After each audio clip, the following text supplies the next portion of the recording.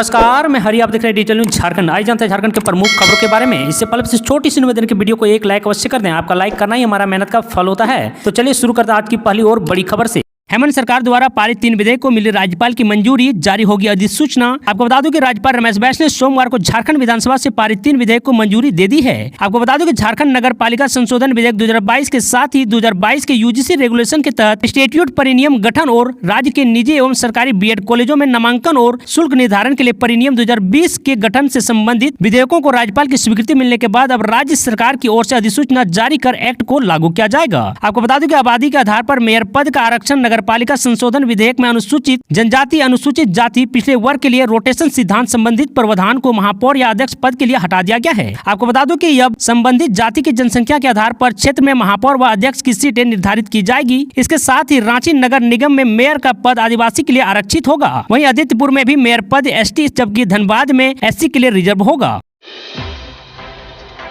1932 नहीं केवल खतियानी पर आधारित होगी झारखंड की नागरिकता, झामुमो के बदले सूर। 1932 नहीं केवल खतियानी पर आधारित होगी झारखंड की नागरिकता, झामुमो के बदले सूर। आपको बता दूं कि 1932 के खतियान को झारखंडियों का हक और गर्व बताने वाले झारखंड मुक्ति मोर्चा के सूर अब इस पर बदल गए हैं। झामुमो कह रही है कि 1932 नहीं बल्कि केवल खतियानी ही झारखंड में स्थानीयता का आधार होगा। झामुमो के केंद्रीय महासचिव सुप्रियो भट्टाचार्य ने एक स्थानीय हिंदी न्यूज वेबसाइट से बातचीत में कहा, आपको बता दूं जिसके पास खतियानी होगा, जमीन के दस्तावेज होंगे, वही स्थानीयता का आधार होगा। गौरतलब है कि मुख्यमंत्री ने एक और 1932 के खतियानी को लेकर जन समर्थन जुटाने के इरादे से खतियानी जोहार यात्रा निकाल रखी है। वहीं अब सुप्रियो भट्टाचार्य के बयान से सरकार और पार्टी की मंशा पर विरोधाभास पैदा हो रहा है। देखना होगा कि इस पर अंतिम फैसला क्या होगा। खबरों में आगे बढ़ने से पहले आपसे छोटी सी निवेदन की अगर आप चैनल में नए हैं तो चैनल को सब्सक्राइब अवश्य कर लें ताकि झारखंड की हर खबर आप तक पहुँचा सके।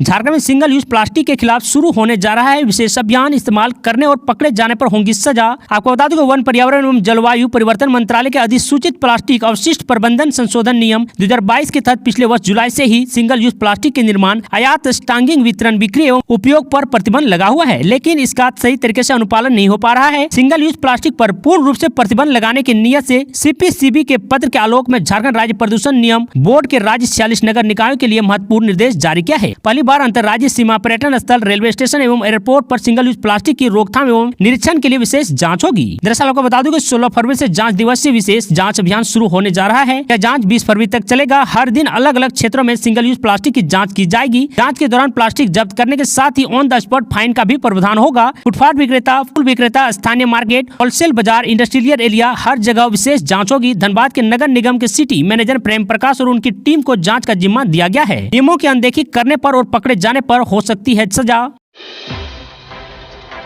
विधायकी गवा चुकी ममता देवी की बढ़ेगी मुश्किल, आय से अधिक संपत्ति अर्जित करने का आरोप। आपको बता दूं कि झारखंड हाईकोर्ट के अधिवक्ता सुनील कुमार महतो ने रामगढ़ की पूर्व विधायक ममता देवी के खिलाफ आय से अधिक संपत्ति 56,32,000 रुपये संपत्ति अर्जित करने का आरोप लगाया है। आपको बता दूं अधिवक्ता ने इस मामले में सोमवार को एसीबी डीजी को इस संबंध में पत्र सौंपकर जाँच की मांग की है। आपको बता दूं सुनील महतो ने ममता देवी के द्वारा साल 2019 और उनके पति बजरंग महतो के द्वारा 2023 में सौंपे गए शपथ पत्र के जरिए यह बताने की कोशिश की है कि पूर्व विधायक ने आय से अधिक संपत्ति अर्जित की है। आपको बता दूं शिकायत में बताया गया है कि ममता देवी ने आयकर रिटर्न के मुताबिक 2020 से 2023 के बीच 3 साल में कुल 21,26,000 रुपये की संपत्ति अर्जित की है। तो वहीं 2019 के विधानसभा चुनाव के दौरान उन्होंने 8,34,000 रुपये संपत्ति की जानकारी दी थी। वहीं विधायक बनने के बाद आय बढ़कर 29,60,000 रुपये हो गई थी। बता दूं कि आय से कहीं अधिक संपत्ति 42,21,000 रुपये SBI डोरंडा शाखा में जमा है। तो वहीं शिकायतकर्ता ने बताया कि ममता देवी के पति बजरंग महतो ने शपथ पत्र में ममता देवी की चल संपत्ति 76,27,000 रुपये बताया है। विधायक बनने के बाद ममता देवी ने कोटम दग्गा और लोटवा गांव में 15 लाख बाजार मूल्य की 96.5 एकड़ जमीन खरीदी है।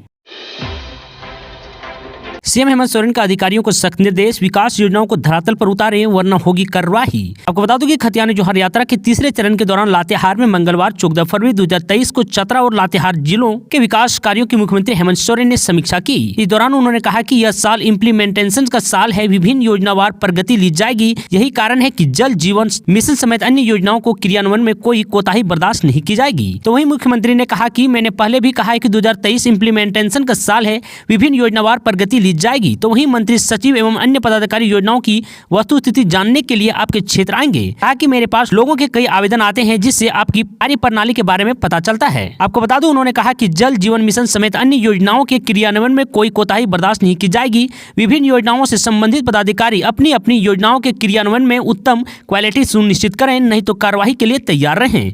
तो वहीं सीएम ने कहा कि लातेहार में वर्षों पुल बन रहा है, ऐसे ही प्रगति अलग अलग क्षेत्रों में भी दिख रही है। अगर यह समय पर लोगों को योजनाओं का लाभ नहीं मिले तो यह दुखद है। लोगों को अधिकार देने में आप सभी पदाधिकारी महत्वपूर्ण भूमिका रहती है, संवेदनशील के साथ काम करें। झारखंड के राज्यपाल रमेश बैस सपरिवार पहुंचे देवघर बाबा बैजनाथ धाम मंदिर में की पूजा अर्चना। दरअसल आपको बता दूं कि झारखंड के राज्यपाल रमेश बैस सपरिवार मंगलवार को देवघर के बाबा बैजनाथ धाम मंदिर पहुंचे और पूजा अर्चना की। आपको बता दूं, प्रशासनिक भवन में तीर्थ पुरोहित द्वारा मंत्रोच्चारण के साथ उन्हें संकल्प कराया गया। इसके बाद राज्यपाल द्वारा द्वादश ज्योतिषलिंग का जल अभिषेक कर पूजा अर्चना की गई। आपको बता दूं, राज्यपाल ने सपरिवार बाबा बैजनाथ धाम की पूजा अर्चना कर बाबा का आशीर्वाद लिया। इस मौके पर उपायुक्त सह जिला दंडाधिकारी मंजूनाथ भजंती ने राज्यपाल रमेश बैस को स्मृति चिन्ह व बाबा बैजनाथ धाम का प्रसाद प्रदान किया। इस मौके पर पुलिस अध्यक्ष सुभाष चंद्र जाट, अनुमंडल पदाधिकारी दीपक चौधरी, प्रशिक्षित IAS अनिमेश रंजन एवं अन्य अधिकारी व पुलिस पदाधिकारी उपस्थित थे।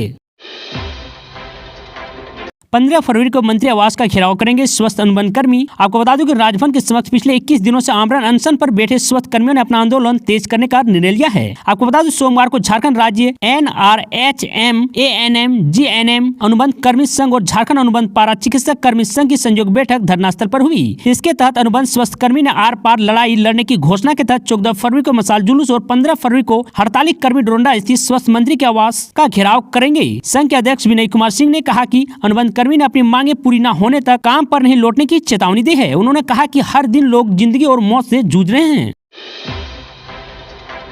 झारखंड में कृषि टैक्स को लेकर विरोध जारी, दुकानें अनिश्चितकालीन के लिए बंद। आपको बता दूं, झारखंड में कृषि टैक्स को लेकर अब व्यापारी आर पार की लड़ाई के मूड में है।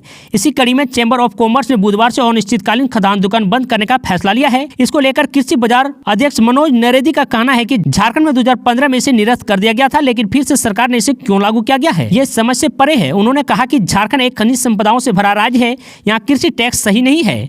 कृषि बाजार अध्यक्ष ने कहा कि पड़ोसी राज्य जैसे बिहार, बंगाल, यूपी में ऐसा कोई टैक्स नहीं है। इस टैक्स से किसी का फायदा नहीं होने वाला है। आपको बता दें कि इस बंदी से सभी तरह की दुकानें बंद रहेगी। नवंबर 2022 से झारखंड के 15,36,000 परिवार को नहीं मिला राशन, 4 माह से ठप है सिस्टम। आपको बता दो, झारखंड में पिछले नवंबर महीने से 15,36,000 गरीब परिवार को सरकारी योजना का राशन नहीं मिल रहा है। लाभुक पिछले 4 महीने से जन वितरण प्रणाली के दुकान से मायूस होकर लौट रहा है। FCI ने झारखंड सरकार को राशन देने में असमर्थ जाहिर करते हुए हाथ खड़े कर दिए हैं। इसके बाद से यह संकट खड़ा हुआ है। आपको बता दो, FCI ने झारखंड सरकार को सितंबर माह से इससे अवगत करा दिया था। इस बीच राज्य सरकार ने छत्तीसगढ़ सरकार से राशन आपूर्ति करने का आग्रह किया था, लेकिन छत्तीसगढ़ सरकार ने अनाज आपूर्ति करने से इनकार कर दिया। अतः राज्य सरकार ने ग्रीन राशन कार्ड धारियों की राशन खरीद के लिए टेंडर जारी किया। तो वहीं टेंडर प्रक्रिया पूरी होने की स्थिति में है। इसके बाद ही ग्रीन राशन लाभुकों को राशन मिल पाएगा। अगस्त में 62.54 परिवार एवं नवंबर में 11.21 परिवार, दिसंबर, जनवरी और फरवरी में अब तक किसी भी परिवार को ग्रीन राशन कार्ड से राशन नहीं दिया गया है। झारखंड में कब होगी डीजीपी की नियुक्ति, सरयू राय सहित इन वरीय नेताओं ने उठाई सवाल। आपको बता दूं कि झारखंड के डीजीपी नीरज सिन्हा सेवानिवृत्त हो गए हैं। उनकी जगह नए डीजीपी की नियुक्ति होनी है। यूपीए ने 3 नाम भेजे हैं, लेकिन सरकार ने फिलहाल पुलिस महानिदेशक की नियुक्ति को लेकर कोई फैसला नहीं लिया है। डीजीपी की नियुक्ति में हो रहे विलंब को लेकर अब सवाल उठने लगे हैं। कई तरह की कयास भी लगाए जा रहे हैं। पूर्व मंत्री और वरिष्ठ विधायक सरयू राय ने डीजीपी की नियुक्ति में हो रहे विलंब पर अपनी प्रतिक्रिया दी। सरयू राय ने सरकार के रवैये पर सवाल उठाते हुए और तीखे सवाल में पूछे कि डीजीपी नीरज सिन्हा 12 फरवरी को सेवानिवृत्त हो गए हैं, उन्हें विदाई भी दी जा चुकी है, लेकिन अभी तक नए डीजीपी की नियुक्ति पर अंतिम मुहर नहीं लगी है। निर्दलीय विधायक सरयू राय ने कहा कि सुप्रीम कोर्ट के निर्देश के बावजूद यूपीएससी पैनल से झारखंड के डीजीपी पद पर स्थानीय नियुक्ति में विलंब राज्य व्यवस्था के लिए चिंता का विषय है। पुलिस बल के शीर्ष पद के प्रति सरकार का यह रवैया समझ रहे हैं सुसंगत कानून व्यवस्था पर प्रतिकूल प्रभाव डालने वाला है। मुख्यमंत्री को संबोधित करते हुए सरयू राय ने कहा कि सीएम हेमंत सोरेन शीघ्र इस संशय को दूर करें। एमएलए इरफान अंसारी बोले, कंगना को वैलेंटाइन डे विश करना चाहता हूं, पहले उनके गालों जैसी सड़क बनाने की बात कही थी। आपको बता दूं कि वैलेंटाइन डे को लेकर दिए बयान को लेकर जामताड़ा विधायक डॉक्टर इरफान अंसारी एक बार फिर सुर्खियों में है। इससे पहले भी वह बॉलीवुड एक्ट्रेस कंगना रनौत के गालों जैसी सड़क बनाने की बात कहकर विवादों में आ चुके हैं। आपको बता दूं कि मंगलवार को वैलेंटाइन डे मनाने को लेकर डॉक्टर इरफान अंसारी ने कहा कि कंगना रनौत मेरी फेवरेट एक्ट्रेस है और मैं वैलेंटाइन डे उन्हें विश करना चाहता हूं। जामताड़ा में आयोजित एक कार्यक्रम के दौरान उन्होंने कहा कि भाजपा और बजरंग दल वाले क्या जाने मोहब्बत क्या चीज है, वे बस समाज में नफरत पालने का काम करते हैं। तो वहीं उन्होंने कहा कि चाहे भाजपा हो या बजरंग दल, हर बात का उन्हें ठेका नहीं ले रखा है। ये लोग समाज में अच्छाई का संदेश नहीं देते हैं। उन्होंने सख्त लहजे में कहा कि वैलेंटाइन डे मनाने वाले कपल्स को रोक टोक करने का इन लोगों ने ठेका नहीं ले रखा है, ये लोगों के प्यार में बाधक ना बने। तो वहीं उन्होंने कहा कि तमाम कपल्स को गुलाब देकर मोहब्बत का पैगाम दे रहे हैं। Doctor Irfan Ansari Valentine day मनाने वाले कपल्स से अपील की है कि जहां कोई उनका विरोध करे, उनकी पिटाई करे, वे ऐसे कपल्स की मदद करेंगे। झारखंड के नए डीजीपी बने अजय कुमार सिंह। आपको बता दो, झारखंड के नए डीजीपी अजय कुमार सिंह को बनाया गया है। इसका आदेश गृह विभाग के अवर सचिव शैलेश कुमार सिन्हा ने 14 फरवरी को जारी किया। आपको बता दो, अजय कुमार सिंह वर्तमान में Jharkhand police housing corporation limited अध्यक्ष प्रबंधन निदेशक के पद कार्यरत थे। उन्हें भ्रष्टाचार निरोधक ब्यूरो के महानिदेशक का अतिरिक्त प्रभार दिया गया था। आपको बता दूं कि जारी आदेश में कहा गया है कि अजय कुमार सिंह को स्थानांतरित करते हुए महानिदेशक एवं पुलिस महानिरीक्षक के पद पर पदस्थापित किया जाता है। वह भारतीय पुलिस सेवा के 1989 बैच के अधिकारी हैं।